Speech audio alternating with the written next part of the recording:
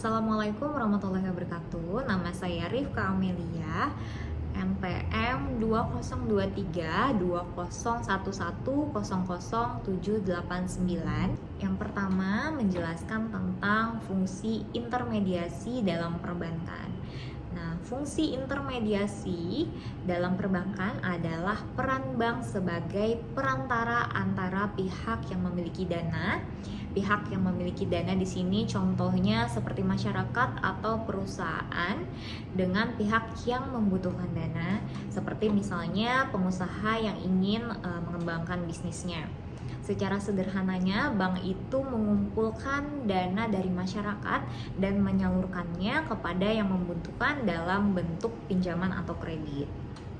Jadi ketika kita menyimpan uang di bank, bank akan mengelola dana tersebut dan bank juga menyalurkan sebagian dana kepada peminjam yang telah memenuhi kriteria tertentu.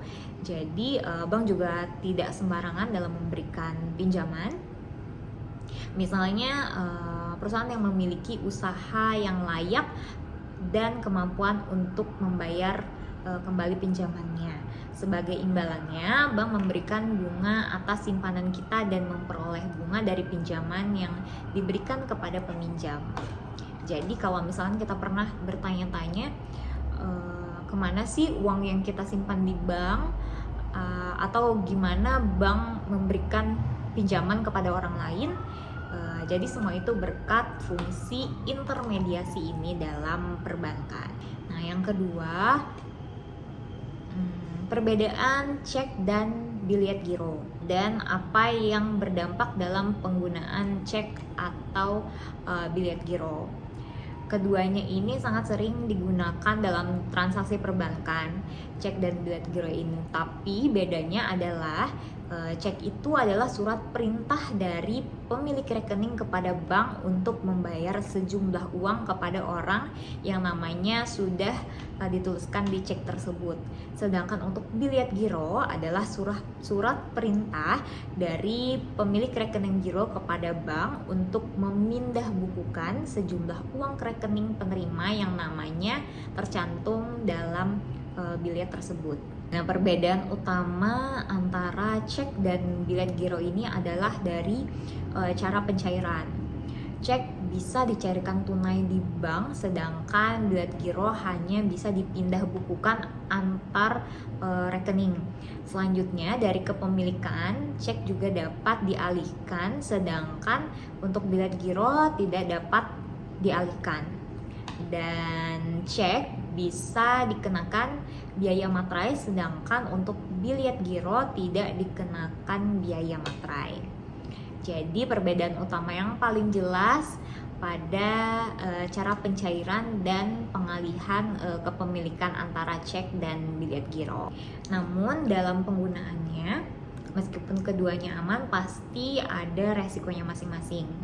Dan untuk cek, jika cek hilang atau dicuri, resikonya pencairan bisa dilakukan oleh pihak lain gitu. Dan untuk biliet giro, jika informasinya tidak akurat untuk pemindah bukuannya, maka resiko pemindah bukuannya bisa ke rekening yang salah gitu.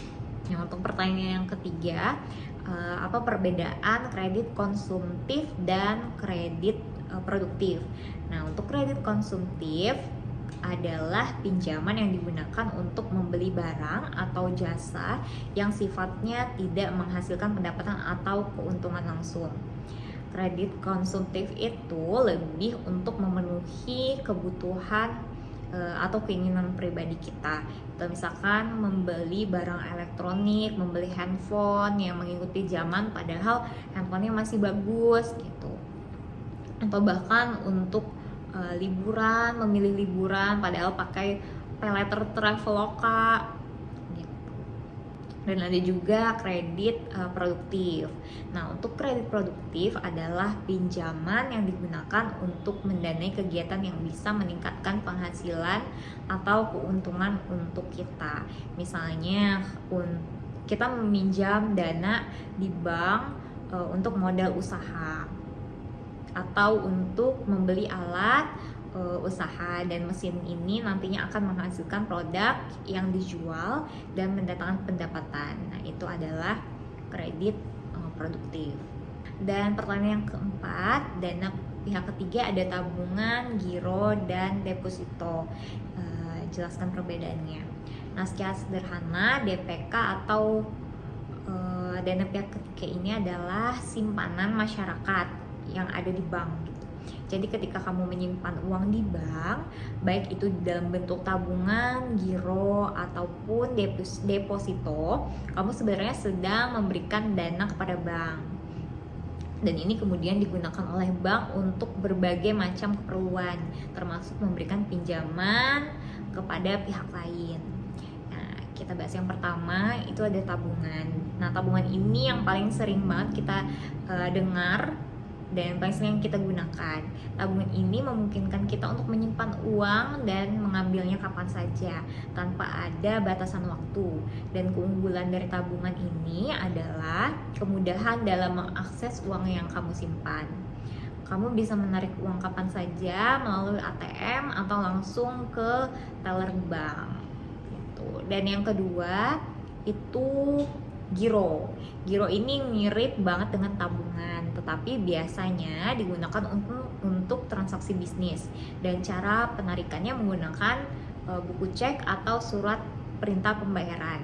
Berbeda dengan tabungan, giro ini lebih fleksibel untuk penarikan uang dalam jumlah besar, terutama bagi perusahaan atau bisnis biasanya menggunakan giro.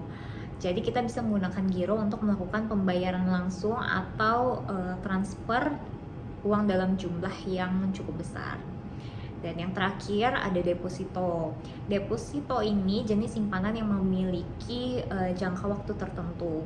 Jadi misalkan kalian menyetor sejumlah uang ke bank, dan uang tersebut akan disimpan selama jangka waktu yang sudah disepakati.